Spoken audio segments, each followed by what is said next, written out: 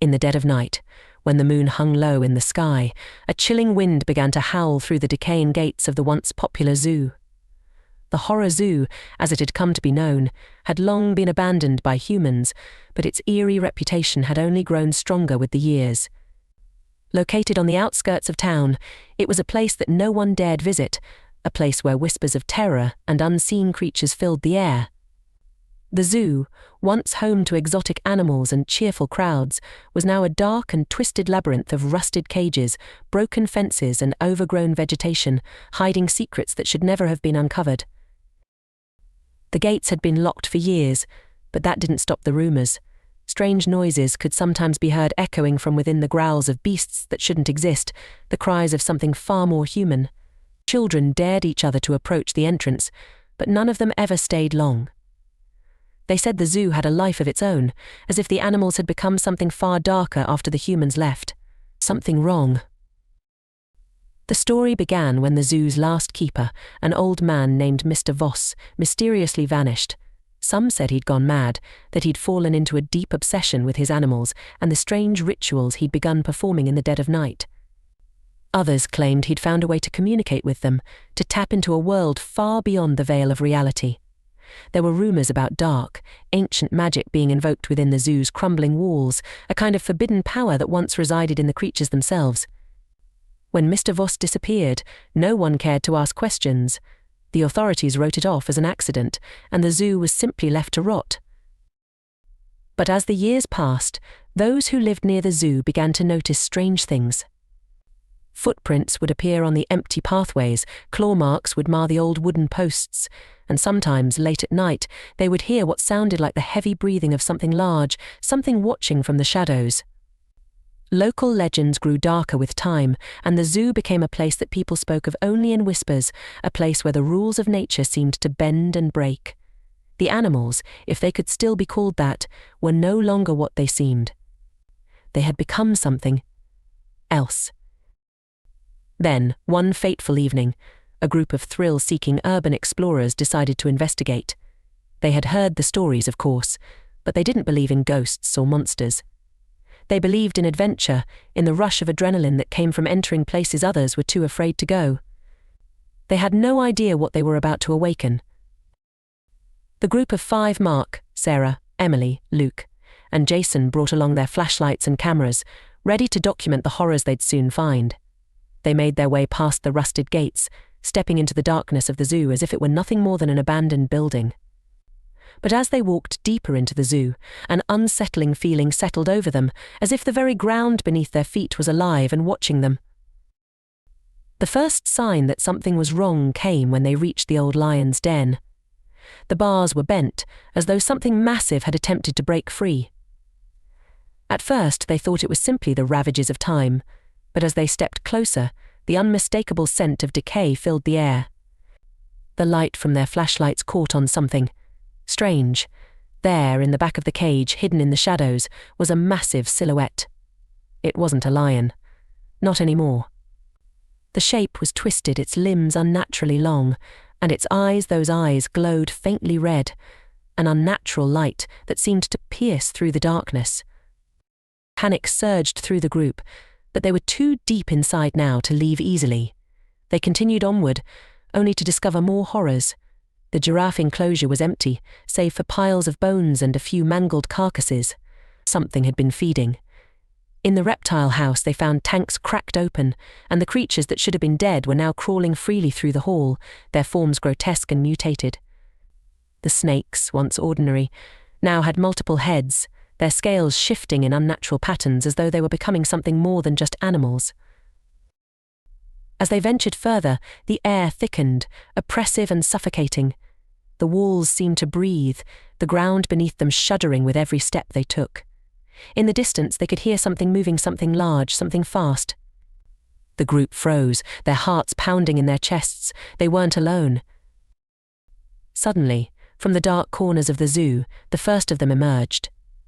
It was a creature that looked almost human, but its skin was a pale, mottled grey, stretched tight over bone. Its eyes were wide and hollow, its mouth a jagged, gaping maw. It was no longer an animal, no longer a person. It was something born from the twisted magic of the zoo, something that had evolved into a nightmare. The creature screeched, its voice a mixture of animal growl and human scream, and before they could react, it lunged. The group scattered, running in all directions, but it was no use. The zoo was alive with these abominations, and it seemed the more they ran, the deeper they went into the heart of the nightmare. They could hear the sound of breathing all around them, the low growls of things lurking just beyond the reach of their flashlights. The animals, what was left of them, were no longer confined to their cages. They roamed free, twisted and corrupted, hunting the intruders who dared disturb their dark dominion. One by one, the group was picked off, vanishing into the shadows. First Mark, then Sarah, then Emily, each taken by something monstrous and unseen. Luke and Jason made it to the old admin building, desperate to escape, but the door wouldn't budge. Something was pushing against it from the other side. There was no escape. The zoo was alive, and it wasn't going to let them leave. In the end, the horror zoo claimed them all. No one ever found their bodies, but the strange reports continued. The zoo, abandoned once more, was still alive, still watching. And sometimes, when the wind howled through the ruins, people swore they could hear faint screams in the night, whispers in the wind, as if the zoo itself was still calling. Still hungry. The whispers didn't stop.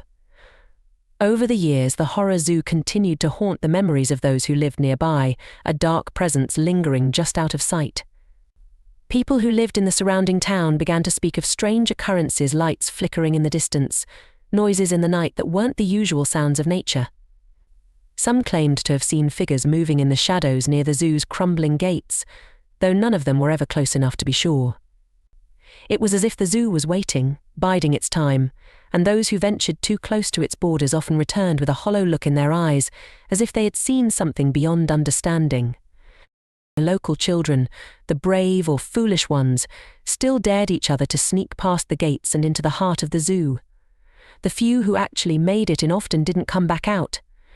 Some reported seeing things they couldn't explain, figures moving in the corner of their eyes, whispers from the empty cages, or distorted images of the animals, now warped and twisted, watching them from the shadows. There was even a rumour that the old keeper, Mr. Voss, had somehow returned, his eyes glowing with an unnatural light as he stalked the zoo's darkened paths. But what truly terrified people the most were the strange disappearances. The zoo, it seemed, had a way of drawing people in, feeding off their curiosity, and never letting them leave. There were tales of hikers who wandered too far into the woods, only to vanish without a trace. The authorities searched for them, of course, but no one had ever been found. The only clue was always the same footprints leading to the edge of the zoo, and then nothing. No footprints leading away, no sign of struggle, just an eerie silence. It wasn't until one night, nearly a year after the fateful disappearance of the urban explorers, that someone finally discovered the truth. The person was a reporter, an ambitious young woman named Clara, who had recently moved to the town. She was determined to uncover the secrets of the horror zoo for an article that would make her name. She had heard the stories, but she wasn't the type to be intimidated by legends. Clara was skeptical, convinced that it was just local superstition and exaggeration. With her camera in hand, she ventured into the zoo alone, hoping to capture some spooky footage to prove that it was all a hoax. She had no idea what she was walking into. Clara, like the others before her, entered through the broken gates, and like them, she felt an immediate sense of unease. The air was thick, heavy, as if something was pressing down on her chest. The trees, tangled with vines and creeping plants, seemed to close in around her. She pushed on, her flashlight cutting through the inky darkness ahead. Her first sign that things weren't right came when she stumbled upon a long-forgotten sign, one that had been half covered by ivy. It read, "Warning, the creatures here are no longer what they seem." Shivers ran down her spine, but Clara dismissed it as nothing more than an old piece of creepy decor. She continued, but every step she took felt like the ground beneath her feet was shifting, as if the zoo itself were alive, watching her. The twisted forms of the cages and animal enclosures stretched ahead, their bars rusted and broken, as if whatever had once been contained there had broken free long ago. She moved deeper into the zoo, passing by the lion's den, where the shadowy figure had been seen. This time the cage was open, and in the faint glow of her flashlight she saw a hulking, monstrous shape crouching in the darkness. It wasn't a lion anymore. Its limbs were long and stretched unnaturally, and its eyes glowed red in the dark, fixed on Clara with an intelligence far beyond any animal she had ever known. The air seemed to freeze as the creature let out a low, growling hiss. Clara took a step back, but something tugged at her from behind. She whipped around, the light from her flashlight bouncing wildly across the nearby trees. Standing just at the edge of the path, staring at her from between the shadows, was the figure of an old man. His clothes were torn and weathered, and his face was gaunt, his eyes sunken deep into his skull. It was Mr. Voss, or what was left of him. His skin had a greyish pallor, his hair long and matted, and his mouth stretched wide in an eerie grin. "You shouldn't have come," he rasped, his voice nothing more than a whisper carried by the wind. Clara froze in terror, the flashlight slipping from her hand. Mr. Voss stepped forward, his movements slow and deliberate, and as he did, the ground seemed to tremble beneath her feet. "The zoo," he muttered, his voice filled with a twisted reverence, "is hungry." Suddenly, the earth beneath Clara cracked, the ground opening up as if the very bones of the zoo were shifting. From the depths, something began to rise, dark and twisted shapes, creatures that had once been animals but had evolved into something far worse. They were not fully flesh, not fully spirit, but something in between. A deep, guttural roar shook the air, and Clara could hear the scraping of claws on stone as the creatures began to move, converging on her. She turned to run, but the zoo wasn't done with her yet. The path that had once been open had closed, the trees twisting to block her way. She was surrounded now, trapped in the heart of the horror zoo, and as the creatures closed in, she realized too late that the zoo was not just alive, it was feeding. It consumed the curious, the brave, the foolish, and it had chosen her as its next meal. Clara's screams echoed through the ruins of the zoo, but no one would ever hear them. And so, the zoo stood still, its gates rusted and its walls crumbling, but it was far from empty. The creatures inside it were alive, feeding, growing, waiting for the next soul to wander too close. The whispers never stopped. And every so often, when the moon hung low in the sky, someone would hear the faintest sound of a door creaking open, a new wanderer, a new victim ready to join the twisted horrors of the horror zoo. Months passed, and the town slowly began to forget about Clara's disappearance. They spoke of her occasionally, as townsfolk do when someone vanishes without explanation, but it wasn't long before the horror zoo became just another chilling story whispered in the dark. The faded news clippings about Clara's last reported sighting gathered dust in the local library, and the tourists stopped visiting the area out of fear. The eerie glow of the moon continued to shine over the ruins of the zoo, casting long shadows across the forgotten grounds. But the zoo, the horror zoo, was far from forgotten. It was still alive. One evening, as the sun dipped below the horizon, a storm began to brew over the town. The wind howled through the trees, and the once silent zoo came alive with strange noises, scraping, growling, a low rumble that shook the very air. And as the first raindrops began to fall, a new figure appeared at the gates. A man, drenched from the storm, stumbled up to the rusted gates of the zoo. His clothes were torn, his face grim, but there was something else in his eyes, an almost haunted look, as if he'd seen the horrors of the zoo firsthand and survived. His name was Thomas, a long-time friend of Clara's, who had travelled to the town to search for her after her disappearance. He had heard the stories, of course. He knew the warnings, the rumours, the strange occurrences, but nothing could have prepared him for what he was about to face. The gates creaked open of their own accord as Thomas stepped closer. The air was thick with the scent of damp earth and decay, but there was something else, something far worse. The ground itself seemed to pulse beneath his boots, as if the zoo was breathing. He hesitated for a moment, but the thought of Clara, his friend, drove him forward.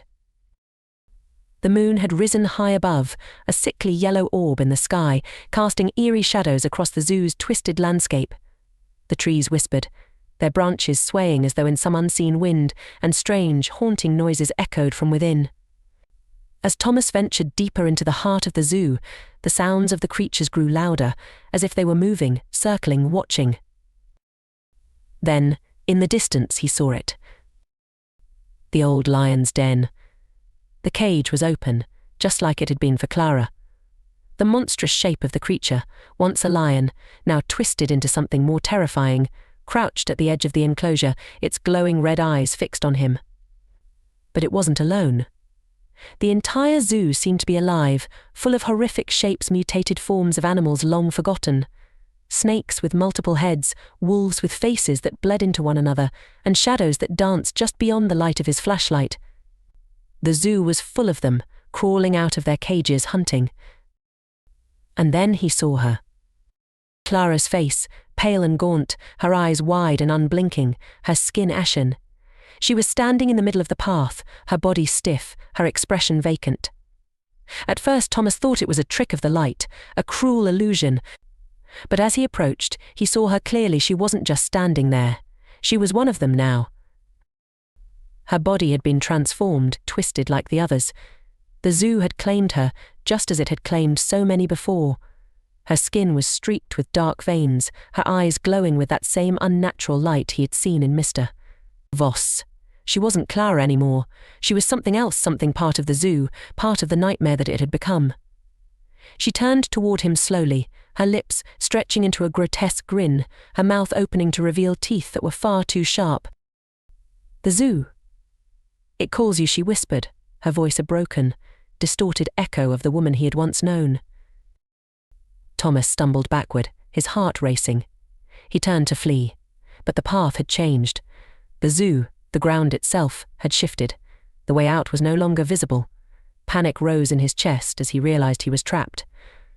The creatures, the twisted beasts of the zoo, closed in around him, moving swiftly, silently, like shadows in the dark. The last thing he saw was Clara's face, her eyes now fully red, glowing like the creatures around her.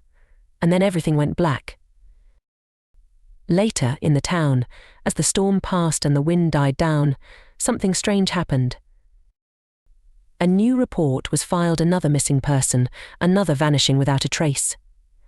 The townsfolk murmured among themselves, the fear returning, the memories of Clara's disappearance fresh in their minds. But this time it was different. The whispers about the zoo started again, louder than before. And that night, as the moon rose once more over the ruins of the horror zoo, the gates creaked open again. For the zoo was never truly abandoned. It was waiting. It always was.